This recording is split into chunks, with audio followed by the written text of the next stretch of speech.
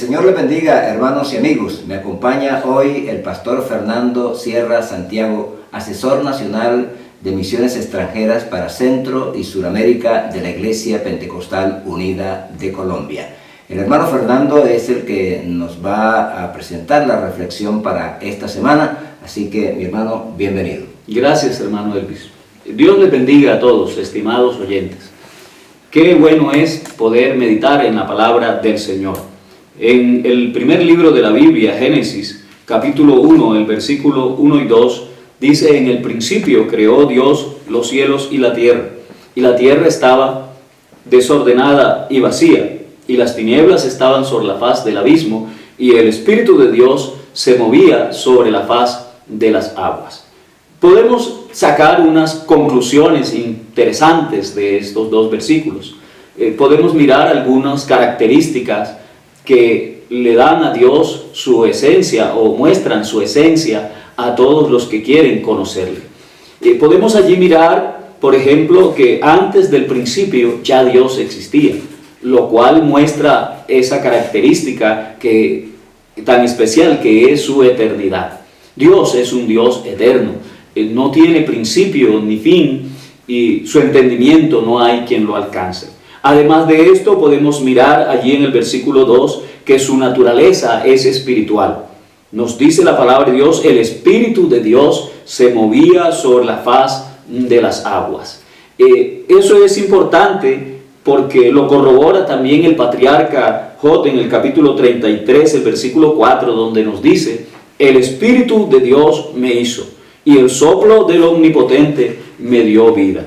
Allí miramos que usa el mismo artículo en tercera persona singular, el Espíritu. Nos muestra entonces esa naturaleza espiritual de Dios. Si miramos luego San Juan capítulo 4, el versículo 24, podemos mirar también que dice: Dios es Espíritu. En su primera parte este versículo lo dice claramente: Dios es Espíritu. La palabra de Dios nos muestra entonces otro caso muy especial de cómo es un espíritu, y es en San Lucas el capítulo 24, el versículo 37 al 39, dice: entonces espantados y atemorizados pensaban que veían espíritu, pero él les dijo: ¿por qué estáis turbados y vienen a vuestro corazón este pensamiento o estos pensamientos? Mirad mis manos y mis pies, que yo mismo soy. Palpad y ved, porque un espíritu no tiene carne ni huesos como veis que yo tengo. Eso nos muestra que un espíritu es incorpóreo. Dios no tiene cuerpo, por lo cual nos da una base maravillosa para mirar que cuando en la Biblia se habla de Dios como teniendo brazos o derecha o izquierda, solo es una figura lingüística que se llama antropomorfismo, y que Dios, al ser espíritu, no tiene ninguna parte física en su naturaleza o en su esencia. Otra cosa importante que podemos mirar en esos dos versículos de Génesis capítulo 1 es que nos muestra que Dios es uno, y nos los corrobora la primera carta del apóstol Pablo a Timoteo en el capítulo 1, cuando nos muestra el caso en que el apóstol Pablo agradece a Dios por su llamado. Dice la palabra de Dios: por tanto, al Rey de los siglos, inmortal, invisible, al único y sabio Dios, sea honor y gloria por los siglos de los siglos. Amén. Entonces miramos esa importante característica. Dios es espíritu. Dios, al ser espíritu, no tiene carne ni huesos, no tiene derechas ni izquierdas, y por esa razón es invisible. Al ser incorpóreo es invisible. Pero nosotros también podemos mirar que Dios es único. O sea, al ser único, el diccionario dice: único es calidad de indivisible. No se puede dividir, es simple. O sea que corrobora toda la doctrina de la unicidad de Dios. Por eso en esta ocasión es interesante mirar que cuando nosotros queremos conocer a Dios, tenemos que mirar su identificación con el ser humano. Dios, para identificarse con el ser humano y conocer su condición y saber su necesidad, se identifica con él haciéndose carne. Primera Timoteo capítulo 3, el versículo 14 al 16 nos muestra un consejo del apóstol Pablo a Timoteo. Dice: esto te escribo aunque tengo la esperanza de ir pronto a verte, para que si tardo sepas cómo debes comportarte en la iglesia del Dios viviente, que es columna y baluarte de la verdad. E indiscutiblemente Dios fue manifestado en carne, y manifestado en carne fue justificado en el Espíritu, manifestado en carne fue visto de los ángeles, manifestado en carne fue predicado a los gentiles, manifestado en carne fue creído en el mundo y recibido arriba en gloria.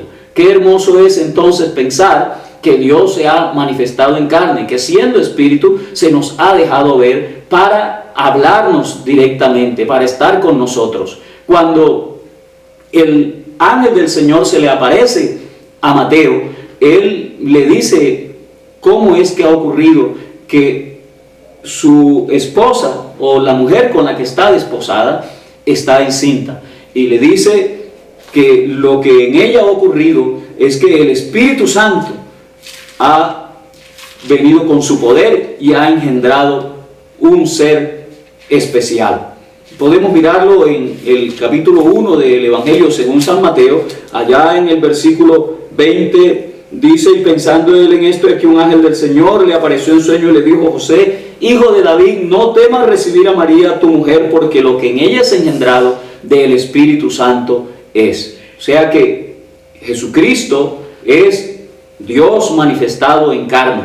Dios manifestado en carne porque solo hay un Dios y solo hay un Espíritu, como lo dice Efesios 4:4, un cuerpo y un Espíritu.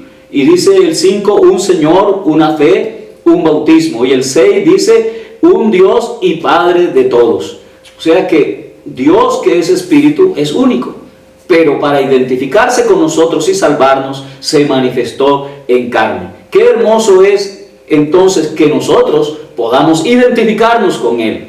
Y nos identificamos con Él cuando aceptamos su nombre y le creemos a lo que dice su palabra. Por eso en Juan, en el capítulo 1, el versículo 11 y 12, dice: a los suyos vino, los suyos no le recibieron, mas a todos los que le recibieron les ha dado la capacidad, la potestad, dice, de ser hechos hijos de Dios. ¿Por qué? Por creer en su nombre. Dice, los que le recibieron, los que creen en su nombre, les da la potestad de ser hechos hijos de Dios. Qué importante entonces, porque cuando uno cree en su nombre, uno puede arrepentirse, uno puede convertirse, uno puede bautizarse y se identifica de esta forma con Cristo en su muerte y en su resurrección, lo que hace posible que podamos tener una nueva vida.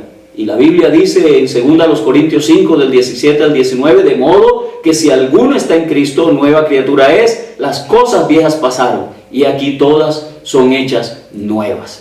Esto procede de Dios. Qué importante que nosotros podamos ver todo lo que procede de Dios. Dice que Dios estaba en Cristo, reconciliando consigo al mundo, no tomándole en cuenta a los hombres sus pecados. Estimado hermano, estimado amigo, esta es una doctrina hermosa que te invito a creerla y a recibirla para que puedas tener esa experiencia de ser hijo de Dios.